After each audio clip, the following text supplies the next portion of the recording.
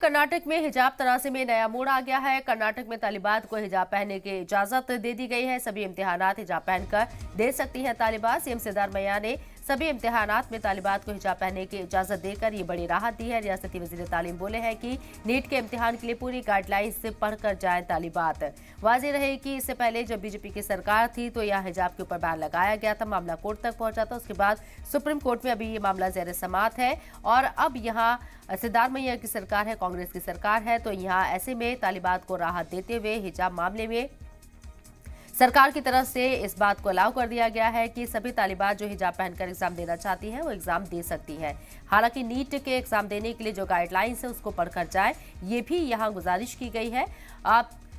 हिजाब तनाज़ा कर्नाटक से शुरू हुआ था और काफी ज्यादा हाइप पर पहुंचा था, जिसके बाद एक बहुत बड़े लेवल पर सियासत भी गरमाती हुई नजर आई थी। कर्नाटक के अंदर जिस तरीके से बीजेपी की गवर्नमेंट थी पिछली, उस दौरान यहां हिजाब तनाज़े में काफी शिद्दत देखी गई थी और उसके बाद ये मामला हाईकोर्ट से होते हुए सुप्रीम कोर्ट तक पहुंचा। सुप्रीम कोर्ट में अभी ये मामला ज़ेर समाअत है, इस पर कोई फाइनल डिसीजन नहीं आया है। इससे पहले हमने देखा था कि हिजाब को लेकर पिछले साल काफी ज्यादा तालिबात ने एग्जाम से बाइकआउट भी किया था, लेकिन अब हिजाब तनाज़े में सिद्धारमैया सरकार, कर्नाटक के अंदर कांग्रेस की सरकार है, उसने राहत दी है। तालिबात को हिजाब पहनना अलाउ कर दिया है एग्जाम के दौरान।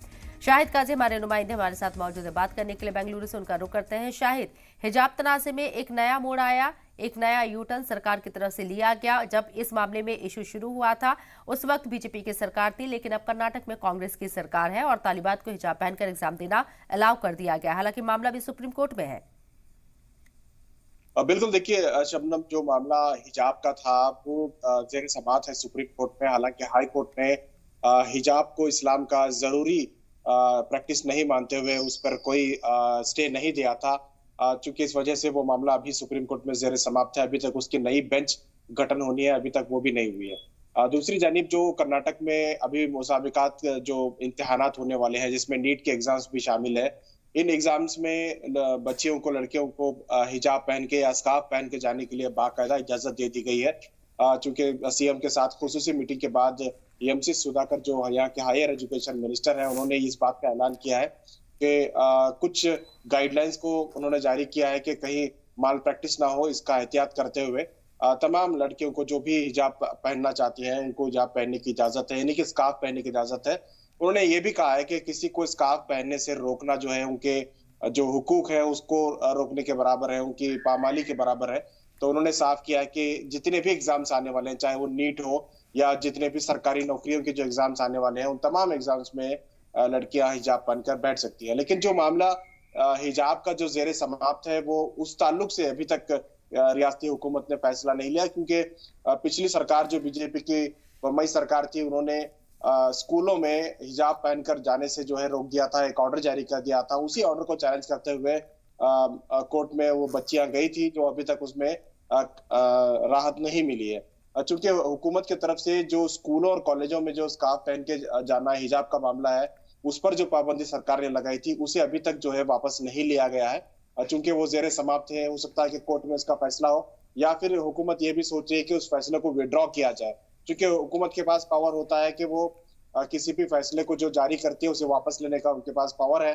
हो सकता है कि हुकूमत उसको वापस ले, लेकिन फिलवक्त जो आदेश आया है वो सिर्फ एग्जाम्स में जो लड़कियां जाती हैं हिजाब पहनकर उनके लिए है कि वो एग्जाम्स में हिजाब पहनकर जा सकती है। आने वाले वक्त में क्या स्कूलों में भी अलाउ किया जा सकता है हिजाब के, जो बच्चे हिजाब पहनकर स्कूल में आना चाहते हैं वो आ सकते हैं? लास्ट टाइम भी हमने देखा था शाहिद के हिजाब तनाज़े की वजह से काफ़ी ज़्यादा तादाद में जो तालिबात थे उन्होंने एग्ज़ाम का बाइकआउट कर दिया था, यानी कि उन्होंने पेपर नहीं दिए थे और इससे उनका साल भी बर्बाद हुआ था, ये भी कहा जा रहा था। कितना बदलता हुआ कर्नाटक इस वक्त नजर आ रहा है नई सरकार आने के बाद? बिल्कुल, देखिए जिस तरह से बीजेपी की सरकार ने इस पर हिजाब पर पाबंदी लगा दी थी, उसके बाद कई तालिबात ऐसी थी, कई लड़कियां ऐसी थी जो इम्तिहान का बाइकआउट कर दी थी, क्योंकि उनका मानना था कि वो बगैर हिजाब के एग्जाम नहीं लिखेंगी। तो उस ताल्लुक से ये भी मुतालबा किया जा रहा है, खास करके यहाँ की जो एसडीपीआई पार्टी है उन्होंने मुतालबा किया है कि जो लड़कियां उस वक्त एग्जाम देने से पीछे हटी थी उन लोगों को दोबारा एग्जाम लिया जाए, उनको कंटिन्यू किया जाए। इस तरह का मुतालबा भी किया गया है। और साथ ही जो बदलता हुआ एक मंजर देखने को मिल रहा है, चूंकि सरकार बदल गई और सरकार के फैसले भी बदल जा रहे हैं। इस तरह से लगातार कई ऐसे मुद्दे हैं जो माइनॉरिटीज के, चाहे वो हिजाब हो, चाहे वो दीगर जो काउ स्लॉटर का जो एक बिल लाया गया था उस ताल्लुक से हो, बहुत सारे ऐसे चीजें हैं।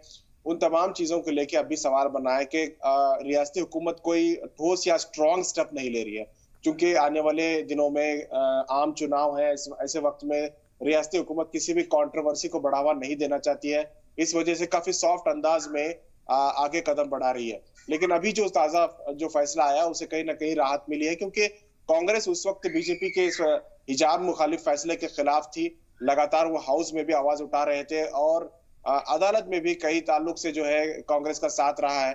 ऐसे में कांग्रेस की सरकार आते ही इस तरह का फैसला होना लाजमी है, ये कोई नई बात नहीं है। लेकिन सबसे अहम चीज ये है कि जो हिजाब पर स्कूलों और कॉलेजों में जो पाबंदी लगाई है, जहां पे ड्रेस कोड है, इस फैसले को वापस लिया जाना सबसे अहम है। उसका इंतजार किया जा रहा है कि क्या वापस लिया जाएगा या फिर सुप्रीम कोर्ट में इसका बाकायदा कोई फैसला होगा।